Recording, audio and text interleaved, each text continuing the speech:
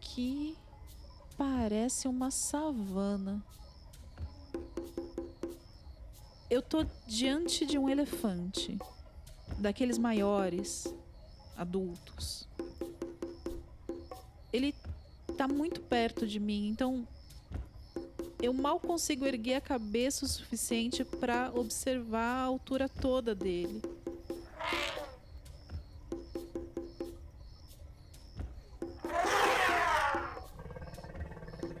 Mas de onde eu tô, eu consigo ver facilmente a largura das patas.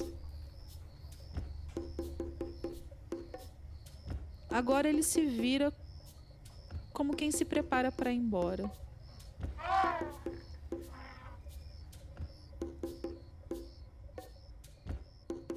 Eu me lembro do que eu li uma vez, que só a língua de uma baleia azul já pesa o mesmo tanto que um elefante desses inteiro.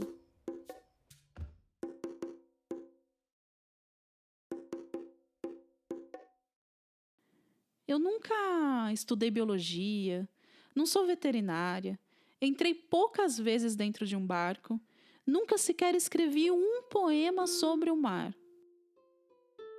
Mas eu sei o quanto pesa uma baleia azul e que, diferente de nós, as baleias nunca poderão dormir profundamente porque elas precisam decidir quando respirar. Eu sei também que há poemas muito antigos que falam sobre homens dentro de barcos e cantoras fascinantes, sereias, que com vozes tão potentes poderiam enfeitiçá-los e impedir que eles conseguissem concluir suas viagens e ancorar, enfim, seus barcos de volta à terra de onde partiram. Os barcos côncavos feitos de madeira, como um grande violão, reverberando o som dos mares, oferecendo um canto infinito de maravilhamento.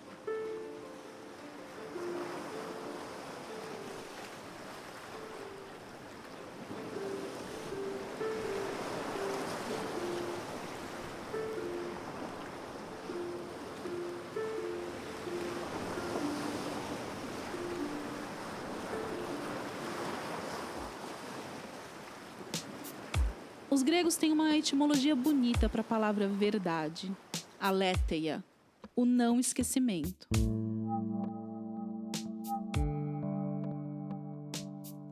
A verdade é aquilo que deve ser salvo do esquecimento e guardado na memória. E os cantos, os poemas, ajudam a memorizar essas narrativas e transmiti-las para outras pessoas, outros grupos. Eternizar os ontens na cápsula do tempo dos sons e das palavras. Eu sou a Lilian Sais e hoje você está ouvindo Todos os Ontens. Nessa primeira temporada, a gente vai acompanhar a história de 4 ontens principais. Alguns dias dos anos de 1970, 1977, 2000 e 2019. E é pelo ontem de 1977 que a gente começa.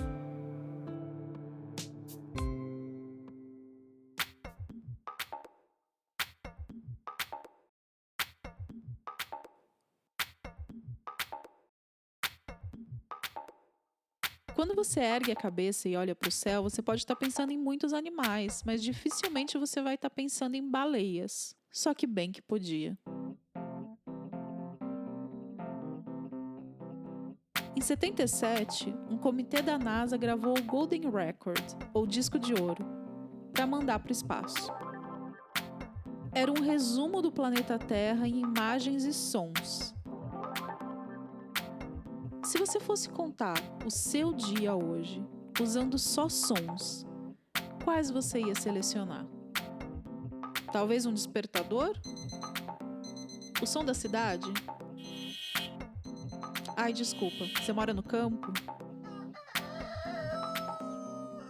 Perto do mar? A ideia era a mesma, mas em vez de resumir um dia, o desafio foi resumir toda a nossa história. Vamos ouvir alguns dos sons que foram para o espaço nesse disco.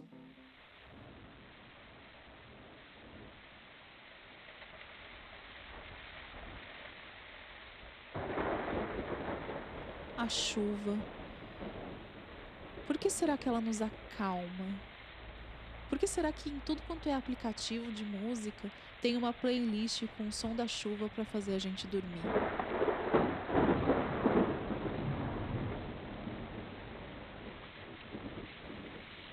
Eu tenho uma teoria que tem a ver com os nossos antepassados. Há muitos anos atrás, quando chovia, eles se sentiam seguros porque ficavam abrigados nas cavernas. Pelo menos naquele dia, enquanto a chuva durasse, eles estariam mais protegidos dos predadores. Com o fim da chuva, a gente poderia dar os nossos passos para fora da caverna.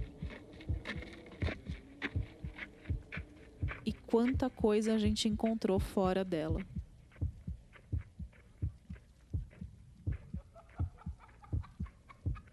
Quantas histórias e memórias esses sons nos trazem? Uma cápsula do tempo, reunindo todos os ontens da humanidade.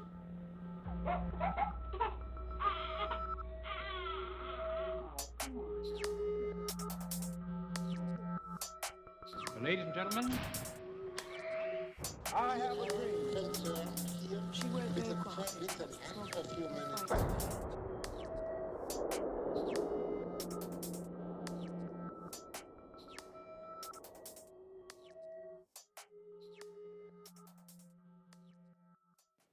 Hoje a gente consegue armazenar milhares de dados, músicas, informações num chip super pequeno. Mas naquela época, na década de 70, na hora de fazer a curadoria do disco de ouro, tinha que escolher muito bem os sons que iam entrar. E isso me leva a uma coisa muito intrigante, que está na parte de saudações desse disco, ao lado de 55 idiomas. Vê se você consegue ouvir. يا معشر الجن والإنس إن استطعتم أن تنفذوا من أقطار السماوات والأرض فانفذوا لا تنفذون إلا بسلطان. melalui satellite की जानिब से हमारे दोस्त जो खला में बसते हैं उनके लिए दोस्ती और खैर सगाली का पैगाम पेश करता हूँ. Freue ich mich, Ihnen auf diesem Wege unsere Grüße I should like to extend the greetings of the government and the people of Canada to the extraterrestrial inhabitants. Não notou nada? Vou colocar de novo. I wish to extend greetings Que el futuro nos depare la oportunidad and friendly wishes to all who may encounter this Voyager Olha and só. receive this message. Em meio às saudações, a gente consegue ouvir And good luck ao on this one fundo, one. cada vez Salona mais member alto, of the Committee on Outer Space, cada Committee vez good mais for me that alto, As you cada probably know, my vez country is mais situated alto, on the west coast of the o continent que às of vezes Africa. Vi parece såg en nebulosa lamento, i en tub. gemido, e que outras vezes parece algo mais complexo, mais elaborado. E esse som vai ficando cada vez mais alto, mais encorpado, até fechar a gravação das saudações.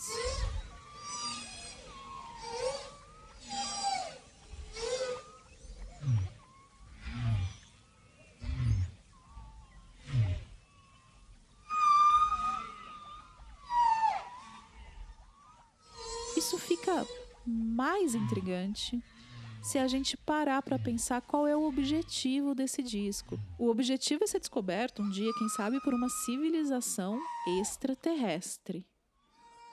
Se isso acontecer, o que eles vão encontrar lá são esses 55 idiomas e o som de fundo, que é o canto das baleias jubarte.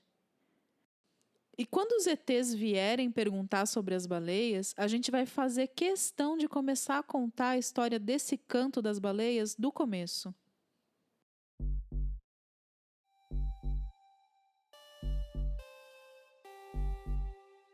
Um engenheiro da Marinha dos Estados Unidos está numa estação ultra-secreta de escuta nas Bermudas em busca de sons que declarassem a presença ou não de submarinos soviéticos.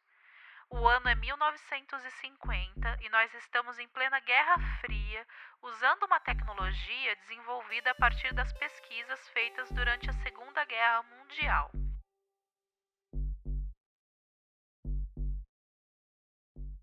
Quem já tinha ouvido baleia antes, fazia tempo que não conseguia escutar. O século XX estava cada vez mais barulhento. Mas o que acontecia ali, debaixo d'água, não tinha barulho de barco que pudesse encobrir. O engenheiro estadunidense, na escuta, captou alguns sons vindos na direção dele. Mas ele não sabia o que era. Definitivamente não era um submarino. E ele não sabia o que fazer com aquela gravação inesperada. Anos depois, um estudioso de baleias está extremamente preocupado com a extinção iminente delas. O nome dele é Roger Payne. Hoje, a gente tem cerca de 80 espécies de baleias vivas, mas para ter uma base, a gente sabe que antes existiam mais de 600 delas. A caça era devastadora e poderia acabar com todas muito em breve. Mas a tarefa de convencer o mundo de que a caça às baleias devia parar não era tão simples. O Payne procura a todo custo uma narrativa que possa sensibilizar as pessoas para o risco de extinção desses animais.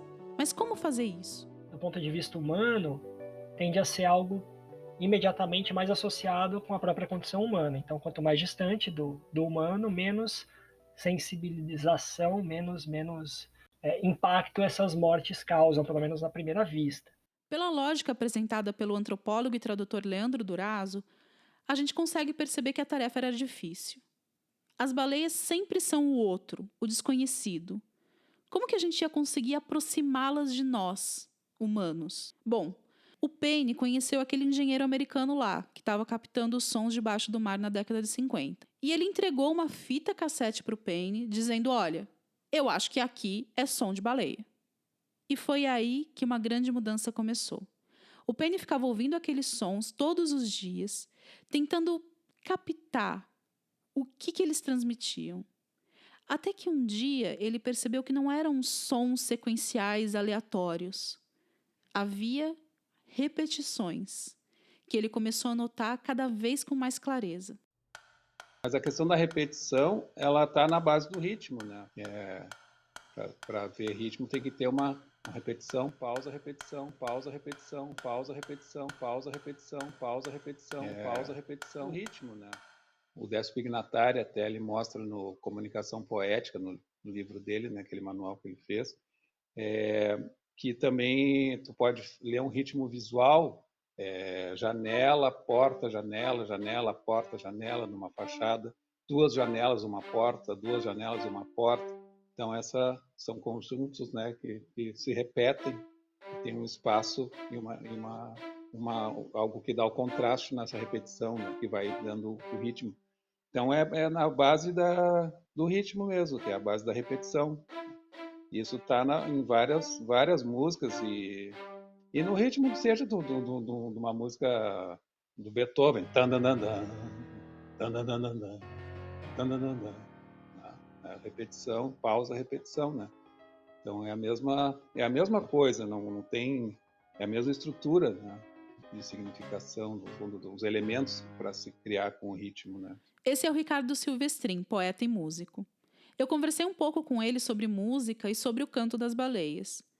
Além de perguntar para ele um pouco sobre a função da repetição na criação das melodias. Porque era isso, foi isso que o Payne concluiu. Aqueles sons eram cantos. Sabe um produtor musical que tem nas mãos um super talento vocal, ainda desconhecido? Foi meio assim que ele se sentiu. Mas não era só isso. Aquelas gravações poderiam ser uma alavanca para uma grande mudança na história das baleias. A criação da narrativa que ele tanto precisava. Porque ruído é ruído e tudo quanto é coisa faz um. Mas canto é canto. E poucas coisas poderiam ser mais próximas do humano do que isso. Tem vários outros sons, tem de serra elétrica, tem som de serra em madeireira, que parece um pouco o canto da cigarra, né? Então tem sons espalhados por aí, né? E a gente reconhece no canto dos pássaros uma melodia, né? Que ela é repetitiva, né? Ela, por exemplo, né? Ele fica com esse, né, que tem, dá para ver que notas tem aí, né? Pá, pá, pá, pá, pá, pá, pararararara. Eu já compus 2 músicas em cima de melodia de canto de pássaro, né? Porque tem essa coisa da fala, né? A fala, quando a gente está falando, ela tem uma certa melodia, mas é uma melodia que a gente escuta quando a gente escuta a fala dos outros, de alguém que tem que não é do mesmo sotaque da região da gente, daí a gente acha, ele tem sotaque, né? Mas todo mundo tem sotaque. Tá todo mundo ouvindo a mesma música e não percebe. Quando ouve a música de outro que a gente percebe e acha que lá ele está cantando, né? E ele acha que a gente está cantando também, né? Porque é a melodia da fala, né? Melodia da fala, lá, lá, lá, lá, lá, lá, lá, lá. A melodia da fala, lá, lá, lá, lá, lá, lá, lá. Tudo tem uma melodia. O canto é essa melodia que a gente faz que vai além da melodia da fala, que vai subindo, vai descendo, vai fazendo outros desenhos melódicos, né? Então a gente reconhece uma similaridade com o que a gente entende por melodia nos passarinhos, na baleia, que os pesquisadores que vão lá, que percebem vários cantos da baleia. O cachorro, quando ele está lamentando, tem uma certa musicalidade, um lamento ali, um glu ali, né? E a outra coisa interessante também no canto dos pássaros é que tem comunicação também, né, nos cantos dos pássaros. Nessa fala, o Silvestrin tocou num ponto fundamental dessa história toda, a comunicação. O canto dos pássaros e o canto das baleias estão entre os mais estudados por pesquisadores de diversas áreas, e uma das coisas que eles têm em comum é justamente a comunicação. No caso das baleias jubarte, muitos estudos mostram como o canto de um grupo acaba virando o hit do verão de um outro grupo, 1 ou 2 anos depois. Isso mostra que existe sim a comunicação entre grupos diferentes de jubarte e provoca o que muitos já chamam de transmissão cultural. Eu perguntei para o Leandro Durazo se ele achava que a gente podia falar em linguagem, cultura e transmissão cultural no caso das baleias. A mesma forma, ou de uma forma que seja bem próxima às dinâmicas que a gente, humano, utiliza para essas coisas. E outros animais também usam, né? Golfinhos, macacos, pássaros. Tem muitos estudos sendo feitos com cantos de pássaros para elaborar entendimentos sobre o surgimento da linguagem humana. Justamente pensando esse mesmo processo das baleias, né? São formas expressivas de comunicação. Talvez a grande coisa aí seja mais comunicação do que linguagem, fala e cultura. Porque a comunicação, ela está nesse meio que eu comentava há pouco, de ser algo que estabelece a relação. É o que estabelece a convergência, a possibilidade de conexão e de circulação, no caso da comunicação, né? Eu me conecto, eu me relaciono, eu comunico a partir dessa relação, e essa relação ela vai criando base para que, por exemplo, o outro sujeito, o outro indivíduo, que não eu, mas que estabeleceu contato comigo, possa estabelecer novos contatos, tendo essa experiência prévia de ter desenvolvido, digamos, um fonema baleial quando estava em contato comigo. Por quê? Porque isso expande a experiência do indivíduo. E aí eu estou falando de quase qualquer indivíduo, né? Por mais que faltem elementos para entender ainda as outras espécies, para a gente sabe que é assim.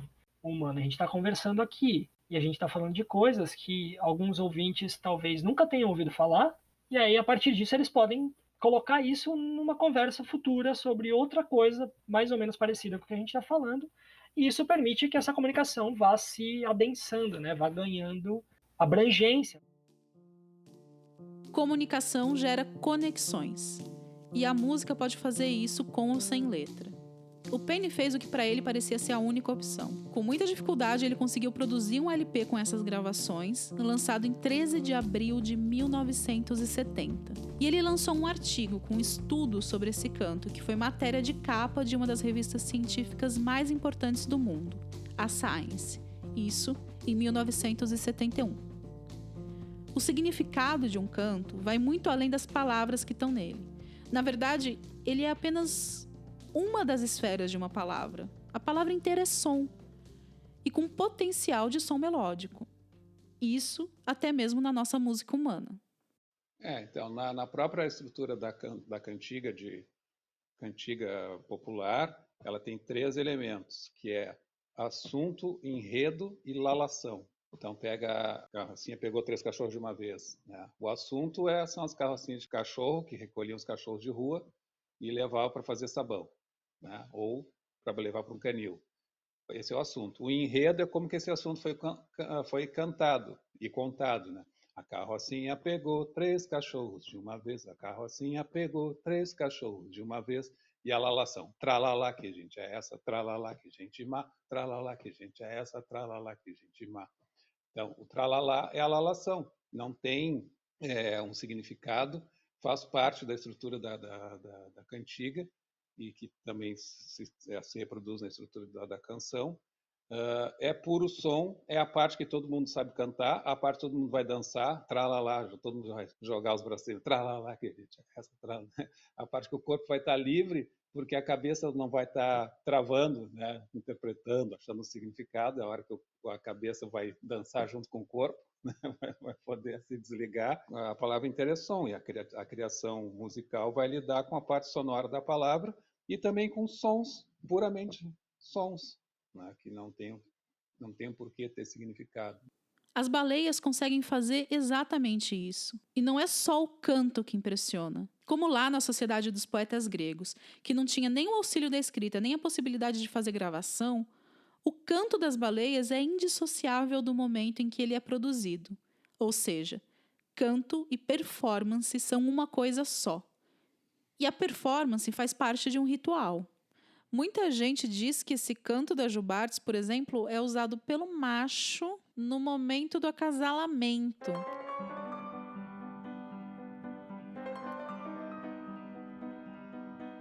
Só que ninguém sabe ao certo se o objetivo dele é impressionar a fêmea ou se para competir com os demais machos que estão ali, mostrando que o palco é todo dele.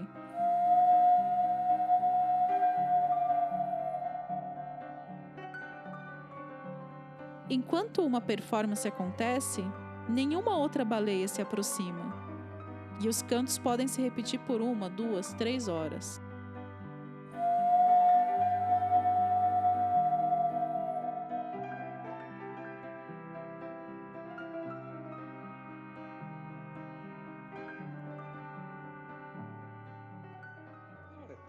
Tem diferentes signos, né, performáticos assim, que vão se formando. Então até tem um livro da coleção da Perspectiva, que é sobre o jazz como espetáculo, assim. Todo ele sobre as performances do jazz, né? Jazz sem cantor, né? Com todos os músicos ali, o cara no piano, na bateria, quando levanta o sopro e senta o sopro, vários tipos de performance. A música, a raiz dela, né? A raiz é o ritual. A música tá no ritual. O ritual, fazer a dança da chuva, fazer o ritual para ter uma boa colheita, fazer o ritual para espantar os maus espíritos, né? Tudo isso está dentro do ritual, né? E o próprio Roland Barthes, no Crítica e Verdade, quando ele vai falar sobre o significado, né? Daí que ele mostra que nenhum outro discurso substitui um discurso que foi criado com elementos que não se reduzem a um discurso. Um filme, a significação se dá com todos os elementos do filme, com trilha, luz apagada, com luminosidade da tela, com a ação, com a interpretação, com o corte, com o tempo. E aí ele diz, o que é o significado? O significado é a experiência. Você tem que estar ali com a luz apagada para poder... O significado é isso tudo. Não é dizer, o significado é uma frase em si que eu vou reduzir a um significado. Porque isso tem a ver com o ritual. Qual é o significado da dança da chuva? Tem que dançar, pintar a cara, bater o tambor e dançar, né? Quando o Evandro Mesquita, eu tinha um amigo que visitava tribos brasileiras e tal, e aí ele disse que um dia queria ir com um amigo dele. Ele foi lá, daí o amigo dele apresentou o Evandro Mesquita para um cacique lá, né? Daí o cacique perguntou para ele, o que tu faz? Perguntou para o Evandro Mesquita. O Evandro Mesquita falou, eu canto. E o índio, como assim? Todo mundo canta.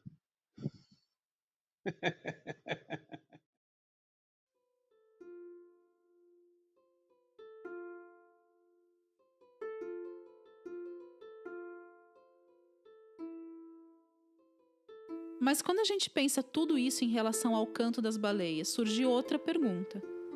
O que esse canto pode dizer sobre nós. Para o Roger Payne, essas canções podiam dizer muito sobre os homens.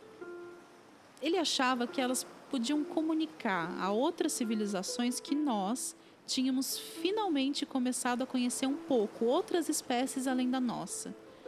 Ao menos num tanto suficiente para deixá-las embarcarem lá um pouco do nosso lado. A descoberta do canto das baleias poderia mudar um pouco o rumo das coisas. Despertar o olhar humano para essa causa. E para uma autocrítica sobre o que estava sendo feito até ali.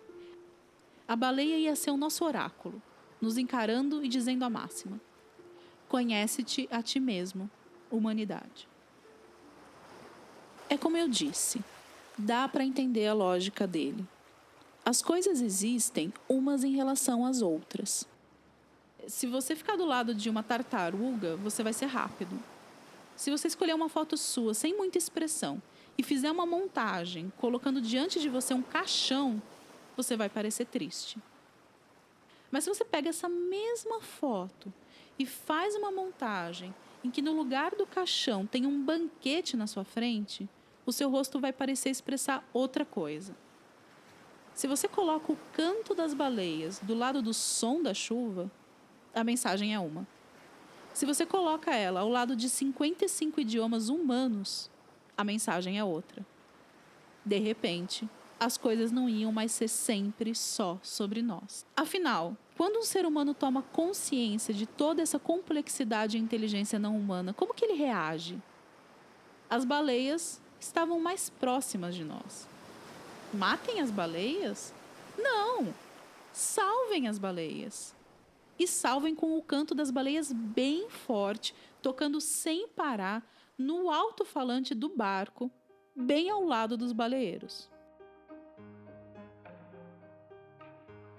Eu achei que já tinha descoberto quase tudo de fascinante sobre as baleias. Eu podia dizer quantos elefantes equivalem a cada espécie delas, quantas vezes bate o coração de cada uma, e que no passado elas eram soberanas da terra e não do mar. Mas daí eu descobri, já na fase final da pesquisa, que elas enxergam bem mal, quase nada. E lembrei de novo dos mitos gregos. Segundo eles, se você não é uma divindade, nunca poderá ser bom em tudo. Um grande dom é compensado com uma grande privação de alguma coisa. Os adivinhos, aqueles que conhecem tudo sobre passado, presente e futuro, são cegos. Cegos também os cantores e poetas que viajavam de cidade em cidade, recitando os poemas que a gente conhece até hoje, com as histórias das cantoras do mar, que despertam um fascínio capaz de mudar o rumo de um barco ou de uma narrativa.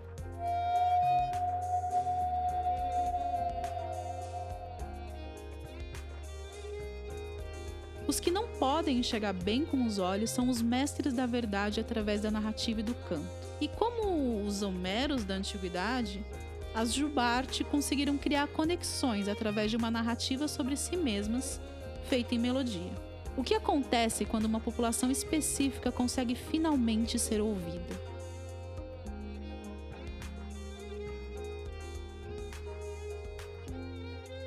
Essa narrativa de som e ritmo feita pelas baleias poderia ser a sua própria salvação.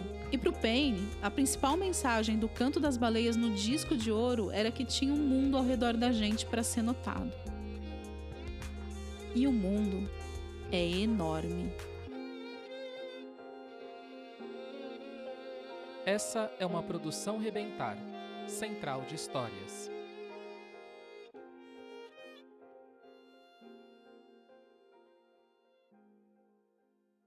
Como doutora na área de letras clássicas, eu não posso deixar de mencionar que, para os gregos, as sereias teriam cabeça de mulher, corpo de pássaro, voz e canto de divindades. Já para os nórdicos, elas teriam a parte superior de mulher e a parte inferior de peixe, que é a visão mais corrente para nós de como seria a imagem das sereias. Mas nunca se achou rastro de sereia nenhuma. Há quem pesquise e afirme que, na verdade, as responsáveis por esses cantos divinos e encantados eram as baleias. O fato dos barcos na época serem feitos de madeira e o formato deles ajudariam a fazer esses sons das baleias reverberar nos ouvidos dos marinheiros. Ao longo dos anos, muitas coisas foram enviadas para o espaço. Entre elas, animais, como macacos, cachorros e gatos. A cadelinha Laika, que tinha 3 anos quando foi recrutada para morrer no espaço, é um exemplo disso. Segundo reportagem da BBC, Laika foi o único animal deliberadamente enviado para uma morte certa longe da Terra. A reportagem também menciona que, abre aspas, hoje já se sabe que o cão morreu 6 horas após o lançamento, da combinação de problemas respiratórios e uma parada cardíaca após o superaquecimento da cabine. Animais continuaram sendo enviados ao espaço depois disso, tanto por estadunidenses como por soviéticos. Esse foi o episódio 1 de Todos os Ontens. A idealização, apresentação, pesquisa, roteiro e montagem desse episódio são minhas. O design de som, a edição e a mixagem são de Ricardo Terto, que também assina as músicas autorais que foram usadas nesse episódio. Nossos agradecimentos especiais vão para os entrevistados Leandro Durazo e Ricardo Silvestrin, que toparam participar dessa aventura com a gente. Aliás, o mundo é enorme é uma frase que uma vez o Leandro Durazo me disse e eu nunca mais pensei nela da mesma forma. E claro, os agradecimentos especiais também vão aos nossos primeiros ouvintes, que contribuíram com comentários valiosos para esse episódio. Fernanda Sais, Olivia Borges Maradei, Leandro Rafael Pérez, Ricardo Terto, Fernanda de Almeida e Flávia Baggio. No próximo episódio de Todos os Ontens, quinta que vem, vocês vão descobrir por que a gente fez questão de lançar essa temporada exatamente hoje, no dia 12 de novembro. E o que isso tem a ver com os Simpsons, o coronavírus e o Guia do Mochileiro das Galáxias. A gente espera você lá, quando o hoje já vai ter se tornado um novo ontem.